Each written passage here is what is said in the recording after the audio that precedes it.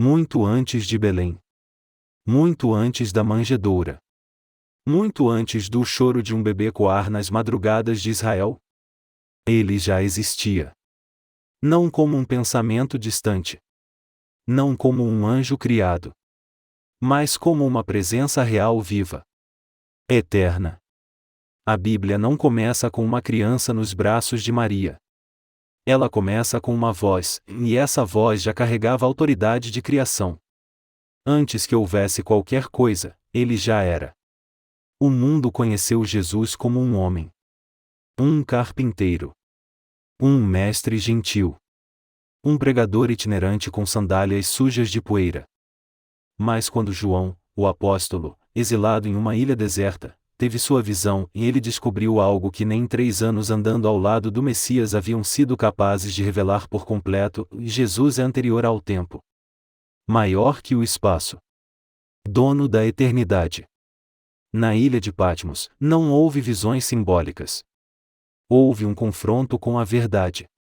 E essa verdade não cabia nas categorias humanas. João, aquele que já havia reclinado a cabeça no peito de Jesus durante a última ceia, agora não conseguia sequer manter-se de pé. Quando o vi, caía aos seus pés como morto, ele escreve. Porque a glória que ele viu não era da terra. Era pré-temporal. Divina. Totalmente glorificada. Essa revelação começa com um som. Não um sussurro. Não uma voz de amigo. Mas como uma trombeta rasgando o silêncio do exílio. Uma voz que não pede permissão para entrar. Que domina o ambiente. Que estremece os ossos. João se vira. E o que ele vê não é mais o Jesus do barco, nem o que multiplicava pães. Ele vê aquele que caminha entre os candelabros, vestido como sacerdote eterno, com olhos como chama de fogo, cabelos brancos como a neve, pés como bronze em fornalha, e voz como o som de muitas águas. Essa descrição não é um devaneio espiritual. É a resposta visual à pergunta que muitos ainda hoje se recusam a fazer: quem Jesus era antes do tempo? A resposta é chocante: ele era Deus. Não apenas estava com Deus. Ele era Deus. A Bíblia não esconde isso. João, o mesmo que teve a visão em Patmos, já havia escrito isso logo no início do seu evangelho: no princípio era o Verbo. E o Verbo estava com Deus. E o Verbo era Deus. João 1:1. Observe, João não diz que Jesus começou em Belém. Nem que foi criado. Ele diz que no princípio, ele já era. Ele estava com Deus, e era Deus. E todas as coisas foram feitas por meio dele. A criação inteira, das galáxias aos grãos de areia, existe porque Jesus ordenou que existisse. A voz que João ouviu em Apocalipse 1 é a mesma que, em Gênesis, disse: e haja luz. E houve luz. Não foi Moisés. Não foi anjo. Não foi o Pai sozinho. Foi o Cristo eterno. O Verbo Criador. A Palavra viva. E aqui está o grande mistério revelado: Jesus não precisou nascer para começar a existir. Ele apenas entrou no tempo, mas já vivia antes dele. Essa verdade confronta. Desconstrói. Derruba teologias rasas. E separa o evangelho verdadeiro da religião que tenta limitar Jesus a uma história de 33 anos. João, em Patmos, não teve um sonho sobre o futuro. Ele foi arrancado do agora e lançado no invisível. Viu o que os olhos naturais jamais poderiam ver. Viu o Cristo antes de ser homem. Depois de ser homem. E muito além de qualquer definição humana. É por isso que ele não consegue ficar de pé. É por isso que ele cai. Porque agora não há mais véu. Não há corpo mortal escondendo a glória. O que João vê é o Filho de Deus como ele sempre foi e exaltado, brilhando como o sol em seu esplendor. Jesus não muda. A forma, sim, mas a essência permanece. Ele é, sempre foi, e sempre será. É o Alfa e o Ômega. O princípio e o fim. O primeiro e o último. Antes da criação, ele era o Verbo. Depois da cruz, ele é o Rei. E agora, na eternidade, ele é o Senhor dos vivos e dos mortos. Esse Jesus não é mais o servo calado diante do sinédrio. Agora, uma espada afiada sai de sua boca, e a palavra com poder para julgar os vivos e os mortos. Ele não mais está à beira de poços pedindo água, mas sim carregando as chaves da morte e do inferno. E o que ele diz a João naquele momento define tudo: e não temas. Eu sou o primeiro e o último. Aquele que vive. Estive morto, mas eis que estou vivo para todo sempre. E tenho as chaves da morte e do Hades. Apocalipse 1, 17, 18. Essas palavras não são poesia. São uma declaração de autoridade total. Eu sou o primeiro. Não houve ninguém antes dele. Nenhum ser. Nenhuma estrela. Nenhum pensamento. Ele estava lá, sozinho com o Pai e o Espírito, e reinando em glória absoluta. Eu estive morto. Sim, ele passou pela morte, mas a morte não o venceu. Ele venceu a morte por dentro. Entrou nela, esvaziou seu poder, e saiu com as chaves na mão. Eu estou vivo para sempre. Agora, ele governa sobre tudo. Não apenas sobre o céu, mas sobre o tempo. Sobre os reinos. Sobre os anjos. Sobre o inferno. Sobre o juízo. Nada escapa ao seu domínio. Porque esse Jesus, o Jesus do Apocalipse, é o mesmo Jesus que muitos ainda hoje tentam domesticar. Reduzir a mestre. Minimizar a profeta. Comparar a outros líderes religiosos. Mas ele nunca foi apenas um líder espiritual. Ele é o centro da existência. O Verbo eterno. A glória que não pode ser ofuscada. O Rei que não tem começo e não terá fim. João não o viu como lembrança. Ele o viu como realidade eterna. A glória que João viu não surgiu repentinamente em Apocalipse. Ela sempre esteve lá. Apenas foi escondida. Velada. Oculta por vontade própria.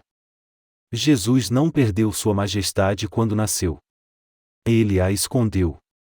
O Deus eterno não deixou de ser Deus quando se fez homem, e ele apenas decidiu não exibir o que poderia esmagar. Sua grandeza foi comprimida dentro da fragilidade humana, e sua luz foi coberta pela poeira de Nazaré. O apóstolo Paulo explicou isso com clareza em Filipenses 2, e ele, subsistindo em forma de Deus, não considerou ser igual a Deus algo a que devesse se apegar, mas esvaziou-se a si mesmo, tomando a forma de servo. O termo esvaziou-se, do grego kenosis, não significa que ele deixou de ser Deus. Significa que ele se escondeu de propósito. Enquanto curava leprosos e multiplicava pães, ele ainda sustentava o universo com sua palavra. Enquanto chorava diante do túmulo de Lázaro, ainda era ele quem mantinha cada célula do corpo humano viva. Enquanto era açoitado e cuspido, sua essência continuava sendo a do Criador. A humanidade viu um corpo. Deus viu o próprio Filho, obediente até a morte. Os soldados viram um homem ferido. O céu viu o Cordeiro Eterno cumprindo a vontade do Pai com perfeição absoluta. Essa glória escondida era revelada em lampejos. No Monte da Transfiguração, por exemplo, Pedro, Tiago e João viram algo inexplicável, seu rosto brilhou como o sol, e suas roupas se tornaram brancas como a luz. Mateus 17:2. Foi como se, por um instante, o véu se rasgasse e deixasse escapar uma centelha da eternidade. Mas ainda assim, foi só um vislumbre. Porque o propósito ainda não havia sido consumado. A glória continuaria oculta, até que a cruz fosse levantada. E ali está o paradoxo que poucos compreendem: a maior manifestação de poder divino da história foi feita em silêncio, em uma cruz, por um Deus que sangrou. Aquele que João viu com os olhos como chama de fogo foi o mesmo que, em silêncio, lavou os pés dos discípulos. O que tinha voz como muitas águas, calou-se diante de Pilatos. O que carregava as chaves da morte, deixou-se prender pelos homens.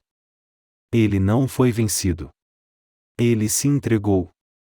É essa escolha voluntária que redefine tudo o que sabemos sobre amor. O mundo esperava um Messias que explodisse os impérios. Ele veio desarmado. O mundo queria trono e espada. Ele trouxe toalha e bacia. O céu sabia que só a humildade do Filho poderia abrir as portas da eternidade para os filhos da ira. O Jesus que João viu em glória, é o mesmo que se deixou crucificar. E isso muda tudo. Porque significa que o sacrifício não foi de um mártir. Foi de um rei. Ao esconder sua glória, Jesus se tornou acessível. Ao se fazer servo, ele se aproximou dos quebrados. Ao calar sua majestade, ele escancarou a graça. Quem ousaria se aproximar de um Deus coberto de fogo, relâmpagos e trovões? Mas quem conseguiria resistir a um Deus que chora, que toca, que se deita na cruz voluntariamente? O poder dele não foi diminuído. Foi controlado. Redirecionado. Oferecido em forma de redenção. E mesmo assim, muitos não o reconheceram. Isaías já havia dito, ele não tinha aparência nem formosura. E, olhando nós para ele, nenhuma beleza víamos para que o desejássemos. Isaías 53:2 O Criador caminhava entre as suas criaturas, e elas não sabiam. O Eterno sentava-se à mesa com pescadores, e eles mal podiam imaginar a profundidade daquele gesto. O Autor da vida caminhava entre os mortos, e para lhes dar vida. Isso só é possível porque ele escolheu não se impor. Não esmagar. Não exigir adoração. Mas amar. Amar até o fim. Amar mesmo sendo rejeitado. E quando finalmente a hora chegou, em aquela hora que ele sempre soube que viria, e Jesus levantou os olhos e orou. Uma oração que ainda ecoa entre os céus e a terra. Uma súplica que revela um segredo eterno. Pai, glorifica-me junto a ti com a glória que eu tinha contigo antes que o mundo existisse. João 17:05 Essa frase não é simbólica. É literal. Ele está falando da eternidade. Do que havia antes de tudo. Do tempo em que não havia tempo. Do lugar onde só existia a Trindade em plena comunhão. Jesus não pediu glória como recompensa. Ele pediu de volta aquilo que era seu desde sempre. Essa glória que João viu em Apocalipse era a mesma glória da eternidade passada. A mesma que ele deixou de lado para viver como nós. A mesma que agora, após a ressurreição, é retomada, e não como memória, mas como realidade eterna. E essa oração, feita antes da cruz, é o ápice da revelação. Nela, Jesus revela que ele não veio de Deus como um profeta. Ele veio com Deus. Ele é de Deus. Ele é Deus. O que isso nos mostra é que tudo o que Jesus fez, disse, viveu e sofreu, foi escolha. A cruz não foi uma armadilha. Foi um plano. O esvaziamento não foi fraqueza. Foi estratégia. A encarnação não foi uma improvisação. Foi uma aliança eterna entre Pai, Filho e Espírito. Na mesma oração, ele declara: "E a vida eterna é esta, que conheçam a Ti, o único Deus verdadeiro, e a Jesus Cristo, a quem enviaste." João 17:3 Jesus está dizendo que conhecer Deus é conhecer a Ele. Que vida eterna não está num código moral. Está numa pessoa. E essa pessoa é Ele, e o mesmo que João viu, caído ao chão, sem forças, diante de tamanha glória. Essa verdade é a linha divisória entre religiosidade e fé viva. Porque muitos dizem seguir a Deus, mas negam a divindade de Cristo. Muitos exaltam os ensinos, mas ignoram a identidade. Muitos se emocionam com os milagres, mas se recusam a se curvar diante do Rei. Mas Jesus não nos deu essa opção. Ele nunca pediu para ser admirado. Ele exigiu ser crido. E sua glória, velada na encarnação, mas revelada em Patmos, é a prova de que ele é o próprio Yahvé. Em Isaías 42:8, Deus declara: "E eu sou o Senhor, este é o meu nome. A minha glória a outrem não darei, nem o meu louvor às imagens." E, mesmo assim, essa glória foi compartilhada com o Filho. Não porque são dois deuses, e mais porque são um só. A revelação que João teve não foi de um anjo poderoso, nem de uma criatura celeste. Foi do próprio Deus que andou entre os homens. Aquele que havia sido visto como servo, agora aparece como soberano. Aquele que for humilhado, agora é glorificado. Aquele que lavou pés, agora é adorado por anjos. E isso muda a forma como olhamos para cada passo de sua vida. Cada gesto, cada silêncio, cada lágrima, em tudo feito por alguém que poderia ter evitado tudo, mas decidiu não evitar nada. Porque a cruz era o caminho para recuperar o que foi perdido. E a ressurreição era o selo de que tudo havia sido conquistado. Quando João vê a face que brilha como o sol, ele não está diante de uma nova realidade. Ele está diante da verdade que sempre foi. A verdade que andou com ele, que o chamou de amigo, que o amou até o fim e mais que agora se revela em sua totalidade. Ele não mudou. Apenas deixou de se esconder. Ele estava lá, e no princípio.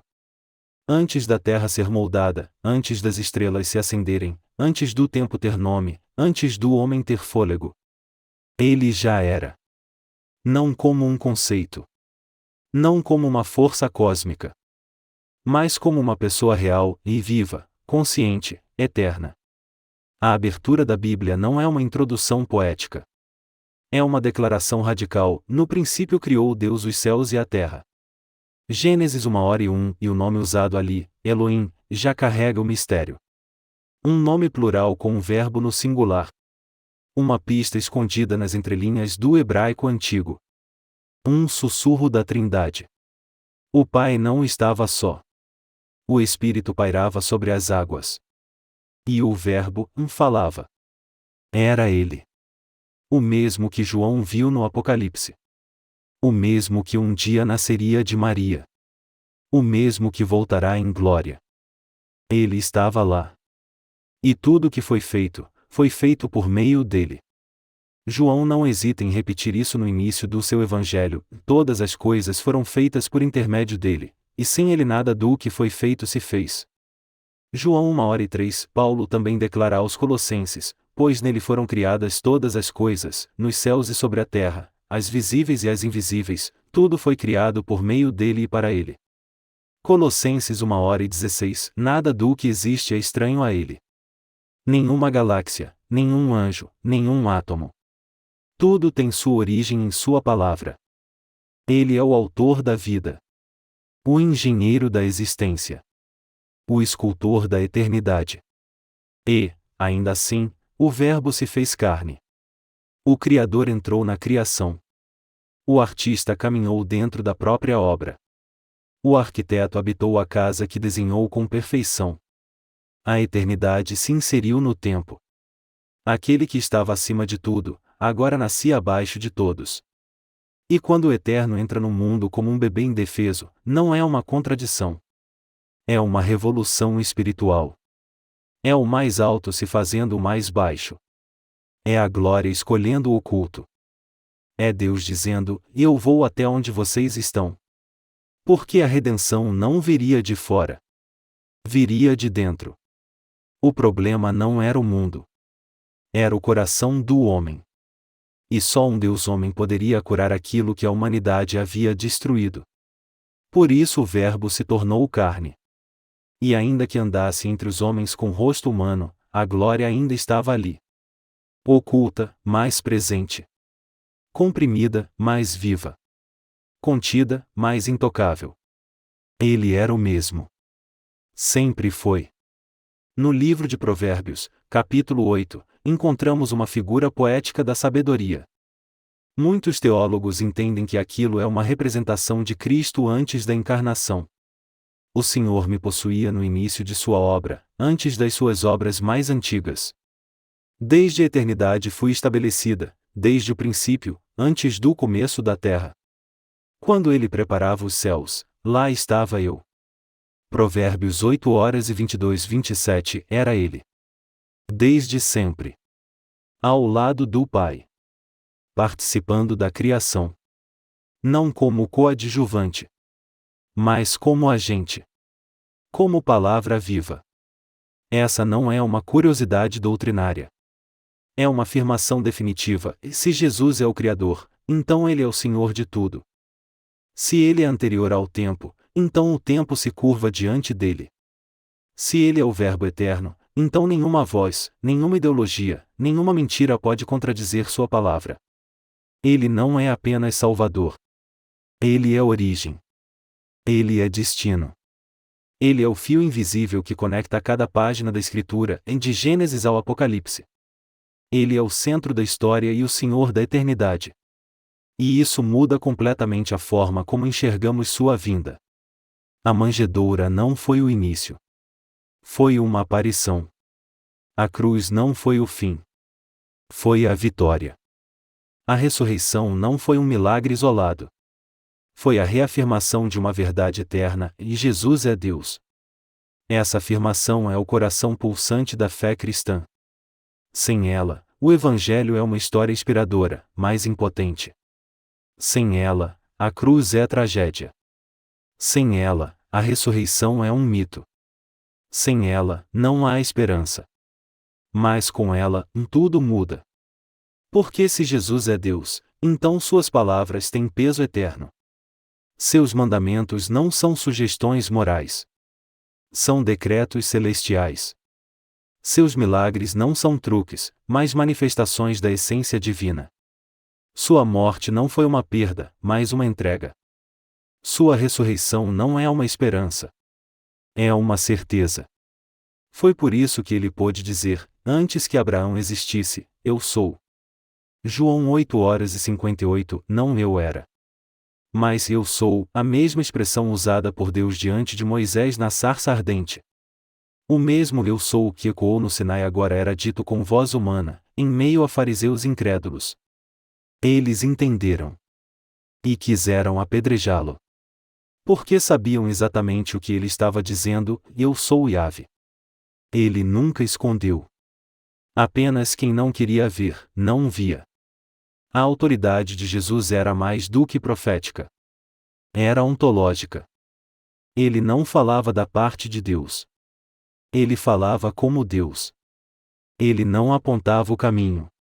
Ele dizia: eu sou o caminho. Ele não dizia conhecer a verdade. Ele dizia: eu sou a verdade. Ele não dizia onde estava a vida. Ele dizia: eu sou a vida.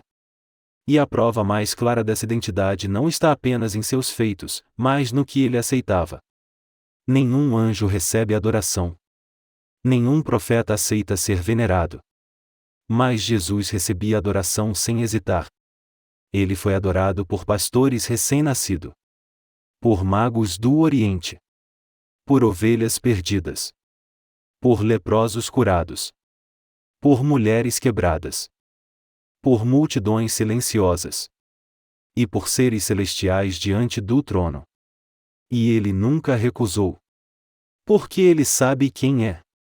E agora, João sabe também. Aquela visão em Apocalipse 1 foi o selo. A confirmação. A revelação final. Os olhos como fogo. Os cabelos brancos como a neve. A espada que saía da boca. A voz que parecia um oceano em fúria. O rosto brilhando como o sol ao meio-dia. Nada disso era símbolo. Era glória. Não derivada. Não emprestada. Mas própria. Original. Incomparável. Anjos brilham com a luz que recebem. Jesus brilha com a luz que ele é, anjos servem. Jesus governa. Anjos são mensageiros. Jesus é o Verbo. A glória dele não é uma capa. É a essência. Por isso todos os céus se curvam. Por isso os anciãos lançam suas coroas. Por isso os 4 seres viventes não param de declarar: Santo, Santo, Santo. Porque diante dele, não há espaço para dúvida. Ele é o Alfa e o Ômega. O princípio e o fim. O leão e o cordeiro. O justo e o Salvador. O Filho e o Senhor. O Verbo que criou. O Verbo que desceu. O Verbo que venceu. João caiu como morto diante dele. Não por medo, mas porque só existe uma resposta legítima diante da glória absoluta, rendição total. A visão que João teve não pode ser comparada a nenhum ser criado. Anjos, querubins, serafins, por mais gloriosos que sejam, refletem uma luz que receberam. Mas o que João viu não refletia. Ele irradiava. Não transmitia a glória. Ele era a glória. Essa distinção é absoluta. Os seres celestiais se prostram. Os profetas se calam. Os céus estremecem. Porque diante dele não há confusão possível e ele não é criatura. Ele é o Criador. O autor de Hebreus confirma isso com clareza: ele é o resplendor da glória de Deus e a expressão exata do seu ser. Hebreus 1:3, não um reflexo. Não uma imagem simbólica. Mas a expressão exata do próprio Deus. É por isso que os céus se curvam. É por isso que todo joelho há de se dobrar. Porque a glória que João viu é a do Filho Eterno, agora revelado como juiz, o Rei, o centro de toda a existência. Em Apocalipse capítulo 5, a visão se intensifica. O trono está diante dos olhos. E há um livro selado. Ninguém é digno de abri-lo. Nenhum homem. Nenhum anjo. Nenhum poder. E João chora. Mas então, um dos anciãos diz: não chores. Eis aqui o leão da tribo de Judá, a raiz de Davi, que venceu para abrir o livro e desatar os seus 7 selos. E quando João olha, ele não vê um leão. Vê um cordeiro. Como se tivesse sido morto. Mas em pé. Vivo. No centro de tudo. A glória de Jesus não é apenas poder. É a pureza. É sacrifício. É realeza. É redenção. É glória revestida de marcas. É a majestade atravessada por cravos. É soberania esculpida por amor. E todos, absolutamente todos, começam a cantar: digno és de tomar o livro e de abrir os selos, porque foste morto e com teu sangue compraste para Deus homens de toda a tribo, língua, povo e nação. A adoração explode. Milhões de vozes. Seres espirituais. Homens redimidos. Anciãos. Multidões sem número. Todos proclamando a mesma verdade: ele é digno. Digno por quem é, digno pelo que fez. Digno por nunca ter se curvado ao pecado. Digno por ter se curvado na cruz. E esse é o ponto central de tudo que João está vendo: a glória de Jesus não foi construída. Foi revelada. Ele sempre foi tudo isso. Mas agora, todos os véus foram rasgados. Todos os enganos foram desfeitos. Todos os tronos foram desbancados. Só resta um rei. E ele tem olhos como fogo. Essa imagem não é simbólica. É definitiva. Os olhos como chama de fogo penetram tudo. Vêm além da aparência. Julgam sem erro. Discernem com perfeição. Nenhuma máscara resiste. Nenhum coração permanece escondido. Os pés como bronze polido falam de firmeza, juízo, peso espiritual. Ele não é levado por opiniões. Ele pisa onde quer. Firme. Estável. Inabalável. Seu domínio não se abala com circunstâncias. Sua autoridade não é votada. Ela é eterna. A voz como o som de muitas águas carrega o eco da criação. A mesma voz que trouxe luz ao universo. Que expulsou demônios. Que acalmou tempestades. Agora é ouvida em sua forma mais pura, poderosa, irresistível, santa. E a espada que sai da boca não é metáfora decorativa. É a própria palavra. A palavra viva. A palavra que julga. Que separa. Que fere e cura. Que destrói o engano e liberta o quebrado. Nada escapa a essa presença. Nada permanece indiferente. Nada sobrevive em pecado diante do Cordeiro exaltado. Mas o que talvez mais assuste é que essa glória, tão imensa, tão esmagadora, não vem para afastar. Vem para restaurar. Quando João cai como morto, o Cristo glorificado não o ignora. Ele toca. Com a mesma mão que criou estrelas. Com a mesma mão que curou cegos.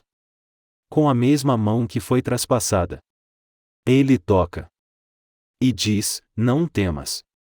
Esse é o mistério da graça. O mesmo Jesus que queima os céus com sua glória, também segura nossa mão com ternura. Ele não mudou. Ele apenas não está mais escondido. Ele é o mesmo. A diferença agora é que não há véu. Não há disfarce.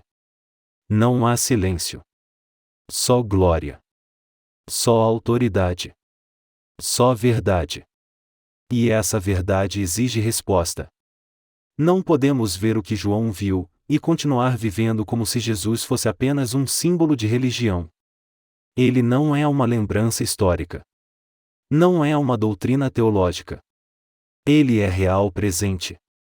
Soberano. Eterno.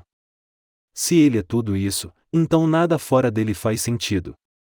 Se ele é o Alfa e o Ômega, então toda vida que não começa e termina nele está perdida. Se ele tem as chaves da morte e do inferno, então toda eternidade está sob seu domínio. E isso não é uma ameaça. É uma chance. Uma convocação. Um grito sagrado atravessando os séculos e dizendo: voltem-se para mim. Reconheçam quem eu sou. Dobrem-se antes que seja tarde. A visão de João não veio para entreter. Veio para despertar. Veio para que a igreja deixasse de tratar Cristo como um líder e passasse a adorá-lo como rei. Veio para que os mornos se quebrassem. Para que os desviados voltassem. Para que os quebrados encontrassem perdão. Aquele que tem olhos como chama de fogo ainda olha para a terra. Aquele que segura as estrelas ainda sustenta seus servos. Aquele que anda entre os candelabros ainda caminha entre sua igreja. Ele está aqui. Agora. E ele reina. O mundo pode parecer fora de controle. Os impérios ainda rugem. As guerras continuam. As trevas se espalham. Mas o trono não está vazio. O trono está ocupado. E quem está sentado nele é o mesmo que foi visto por João. É o mesmo que disse: eu sou o primeiro e o último. É o mesmo que um dia voltará, e não como servo, mas como rei. E todo olho o verá. Até os que o traspassaram. E toda língua confessará. E todo joelho se dobrará. A única pergunta que resta é: quando ele vier, como você o reconhecerá? Como aquele que você ignorou? Ou como aquele a quem você já se ajoelhou? Ele continua chamando. Não com voz de trombeta, mas com voz que toca o coração. Ele chama os feridos, os vazios, os frios, os desviados. Ele chama porque ainda é tempo. Tempo de voltar. Tempo de reconhecer. Tempo de se entregar. Porque não há outro nome. Não há outro trono. Não há outra glória. Só Ele. Sempre Ele. Jesus, e o mesmo ontem, hoje e eternamente.